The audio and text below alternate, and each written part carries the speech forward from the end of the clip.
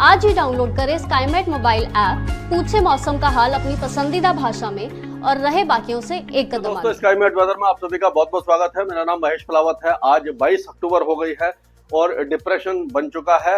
अब धीरे धीरे ये समुद्री तूफान बन जाएगा और इसका नाम DANA दाना होगा, यानी डिप्रेशन है और ये धीरे धीरे उत्तर पश्चिम दिशा में आगे बढ़ेगा। तो अभी जो मॉडल दिखा रहे हैं वो ऐसा लग रहा है कि ये गंगे पश्चिम बंगाल या उत्तरी उड़ीसा, भुवनेश्वर और मेदिनीपुर के आसपास ही कहीं पर जाकर स्ट्राइक करेगा एज अ साइक्लोनिक, मतलब एज अ साइक्लोनिक स्टॉर्म। और अगर देखा जाए तो ये एज अ साइक्लोन बन जाएगा, इस तरह से जाएगा। ये ट्रफ है और ये इसका नाम होगा DANA डाना। और एक साइक्लोनिक सर्कुलेशन बना हुआ है जो कर्नाटक के दक्षिणी तट पर बना हुआ है, और जो दूसरा साइक्लोनिक सर्कुलेशन था यानी निम्न दबाव का क्षेत्र था वो काफी दूर चला गया है और उसका कोई असर दिखाई नहीं देगा। एक विपरीत चक्रवाती हवाओं का क्षेत्र है जो राजस्थान के ऊपर बना हुआ है। तो आप देखेंगे कि अब जो बारिश की गतिविधियां हैं वो अभी अंडमान और निकोबार द्वीप समूह में काफी अच्छी रहने वाली है आज। और अब ये एंटी साइक्लोन के कारण क्या है कि ये सूखी हवाएं आप देखेंगे कि ये जो आ रही हैं, इसके कारण अब गुजरात में और जो मध्य प्रदेश के ज्यादातर इलाकों में अब बारिश की संभावना काफी ज्यादा कम हो गई है। लेकिन हाँ, बादल छा सकते हैं कुछ इलाकों में और बहुत ही हल्की बारिश की संभावना नजर आ रही है। इस तरह का मौसम रहने की संभावना है। और ये देखिए, आप हवाएं जो है इस तरह से घूम करके आ रही हैं, ये इस साइक्लोनिक स्टॉर्म के कारण बंगाल की खाड़ी से। आप देखिए ये जो हवाएं हैं इसके कारण क्या होगा कि जो मणिपुर और त्रिपुरा है, यानी मिजोरम और त्रिपुरा और गंगे पश्चिम बंगाल, बांग्लादेश और जो उत्तर तटीय उड़ीसा है, यानी कि उड़ीसा के तट पर जो बारिश की गतिविधियां हैं वो कल रात से शुरू हो सकती है, 23 तारीख की रात से। और 24 तारीख को इस इलाके में काफी तेज बारिश की संभावना नजर आ रही है। तो ये जो इसका जो विंड का फ्लो है वो आप देखिए कि पूरा अंदर तक आ रहा है और ये बिहार, झारखंड और उड़ीसा के अंदरूनी इलाकों में भी हल्की फुल्की बौछारें दिखाई दे सकती है। और ये मानो कि बादल छाएंगे और थोड़ा सा नमी बढ़ेगी, मिनिमम टेम्परेचर बढ़ जाएंगे। लेकिन बारिश की संभावना बिहार और झारखंड में बहुत ज्यादा कम है, लेकिन पश्चिम बंगाल के कई इलाकों में बारिश होगी। गंगे पश्चिम बंगाल की अगर हम बात करते हैं तो 24 परगना, डायमंड हार्बर, शांति निकेतन, कोंटई, हुगली, हावड़ा, कलकत्ता, ये जो पुरुलिया, बांकुड़ा, ये इलाके अच्छी बारिश देखेंगे। सबसे ज्यादा बारिश होगी मेदिनीपुर और ये जो आपका झारग्राम है और आपका जो 24 परगना है, डायमंड हार्बर, इस इलाके में तेज बारिश की संभावना है। उसी तरह से उड़ीसा के जो आपका भुवनेश्वर है और उसके आसपास के इलाके हैं, पुरी वगैरह, इन इलाकों में काफी तेज बारिश की संभावना नजर आ रही है। और अब अगले 24 घंटों के बाद, यानी कि अब थोड़ा धीरे धीरे समुद्र में लहरें उठने लगेंगी और 23 तारीख की दोपहर या शाम से जो समुद्र में ऊंची लहरें उठेंगी और थोड़ा सा एक तरह से खतरनाक स्थिति पैदा हो सकती है, तेज हवाएं चल सकती है, तेज बारिश हो सकती है। तो साइक्लोन, वेरी सीवियर साइक्लोन बनने की संभावना तो नजर नहीं आ रही है, लेकिन हाँ, फिर भी जब तेज हवाओं के साथ जो तेज बारिश होती है तो नुकसान की आशंका बन जाती है। तो थोड़ा सा प्रिकॉशन लेने की जरूरत है, पैनिक होने की जरूरत नहीं है। बहुत ज्यादा खतरनाक साइक्लोन नहीं रहेगा, लेकिन हाँ, ये 80 से 90 किलोमीटर प्रति घंटा की, 100 किलोमीटर प्रति घंटा की रफ्तार से हवाएं चल सकती है। तो लेकिन ये जो आंध्र प्रदेश और जो तमिलनाडु का तट है ये पूरी तरह सुरक्षित रहने वाला है। तो अब अगर देखें हम पिछले 24 घंटों में जो टेम्परेचर थे वो देखिए, आप अभी भी जो बीकानेर, जैसलमेर, पलौदी, चूरू, पिलानी, ये जो इलाके हैं 38-39 के आसपास है। प्रयागराज, वहां पर भी 37.7 है। अलवर, जोधपुर, ये इलाके भी 37 के आसपास है। वाराणसी में 37 है और खजुराहो, रोहतक, जयपुर, झांसी, ये मतलब सारे जो इलाके हैं वो काफी ज्यादा गर्म बने हुए हैं अभी भी।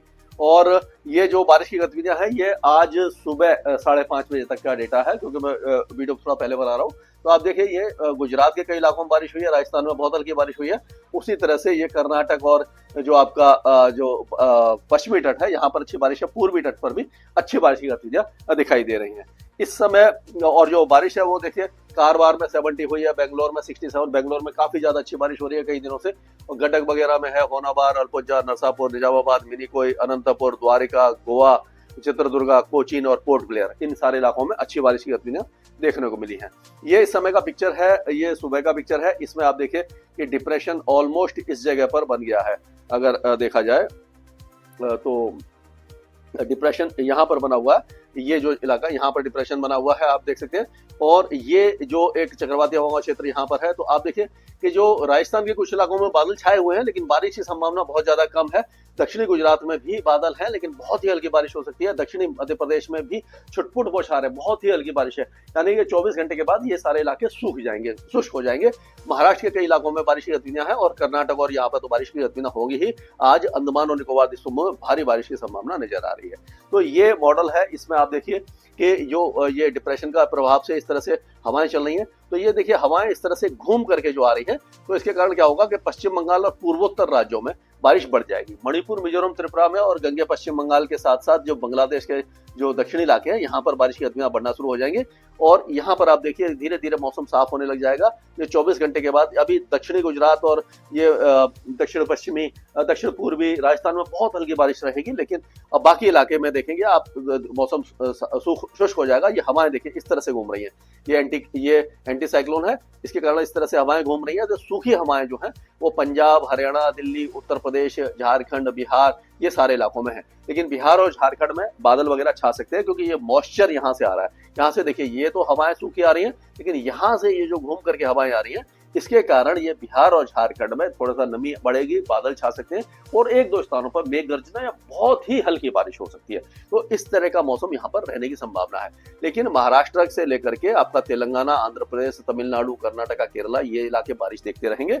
और उसके बाद जब ये 24 तारीख के आसपास ये काफी अंदर आएगा, और उस समय ये गंगे पश्चिम बंगाल और उत्तरी उड़ीसा में अलग अलग मॉडल अलग दिखा रहे हैं। कुछ दिखा रहे हैं कि सीधा ये जाएगा उत्तरी उड़ीसा की तरफ, कुछ गंगे पश्चिम बंगाल और बांग्लादेश की तरफ ले जा रहे हैं। तो इसका मैं अगले वीडियो पे ट्रैक बनाने की कोशिश करूंगा, आपको बताऊंगा। लेकिन आप देखिए कि बिहार और झारखंड तक भी बारिश की गतिविधियां हैं, लेकिन हल्की बारिश है। अंदरूनी इलाकों में हल्की रहेगी, कोस्टल एरियाज में भारी बारिश की संभावना नजर आ रही है। और 24 तारीख को पूर्वोत्तर राज्यों में बारिश की गतिविधियां बढ़ जाएंगी, क्योंकि देखिए मॉइस्चर ये इस तरह से घूम करके यहाँ पर आ रहा है। लेकिन जब तट के पास आएगा तो यहाँ से ये सूखी हवाएं जो है ये इसके अंदर जब आना शुरू हो जाएंगी, तो थोड़ा सा कमजोर पड़ने लगेगा। और जब लैंडफॉल करेगा तो ये 100 या 110 किलोमीटर की रफ्तार से हवाएं चल सकती है। नुकसान की आशंका काफी ज्यादा है गंगे पश्चिम बंगाल में, साउथ बांग्लादेश में और उत्तर तटीय उड़ीसा में। और फिर जब ये इस जगह आ जाएगा तो यहाँ पर मॉइस्चर कंसंट्रेशन हो जाएगा। लेकिन ये जो इलाके हैं पूरे मध्य प्रदेश, महाराष्ट्र के उत्तरी इलाके, और ये जो ये छत्तीसगढ़ वगैरह, उड़ीसा के दक्षिणी इलाके, ये एक तरह से शुष्क हो जाएंगे।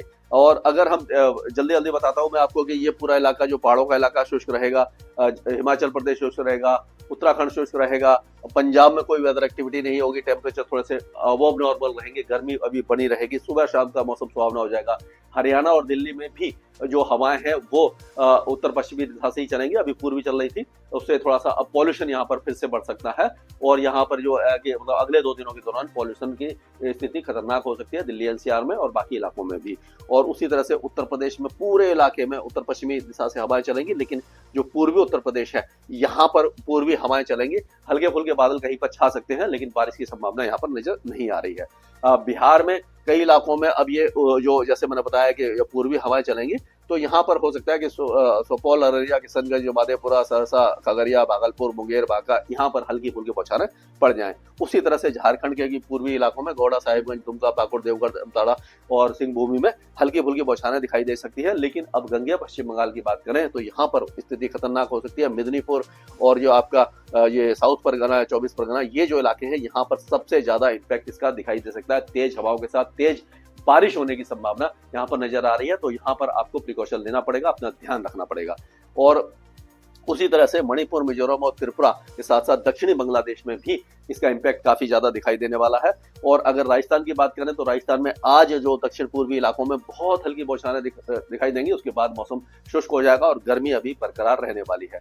मध्य प्रदेश के दक्षिणी इलाकों में बहुत हल्की बारिश की संभावना है, लेकिन फिर पूरा इलाका पूरी तरह शुष्क हो जाएगा, गर्म हो जाएगा, जो भी फसलों को नुकसान है वो अब हट जाएगा। और छत्तीसगढ़ भी पूरी तरह शुष्क रहेगा। उसी तरह से उड़ीसा के जो इलाके हैं, अगर देखा तो बालेश्वर, मयूरभंज, भद्रक, केंद्रपाड़ा, जगतसिंहपुर, कटक, पुरी, कोडा, ये जो इलाके हैं इनमें सबसे ज्यादा इम्पैक्ट रहेगा। लेकिन अंदरूनी इलाकों में बारिश कम रहेगी। गजपति, गंजम, मलकानगिरी, ये जो रायगढ़, ये जो इलाके हैं यहाँ पर इम्पैक्ट बहुत ही ज्यादा कम रहेगा। और अगर हम गुजरात की बात करें तो दक्षिणी गुजरात में बहुत हल्की बारिश आज रहेगी, कल से मौसम पूरी तरह शुष्क हो जाएगा, आपको कोई भी खतरा यानी फसलों को कोई खतरा दिखाई नहीं दे रहा। महाराष्ट्र में अगले 24 घंटों तक विदर्भ से लेकर के पूरे महाराष्ट्र में बारिश रहेगी।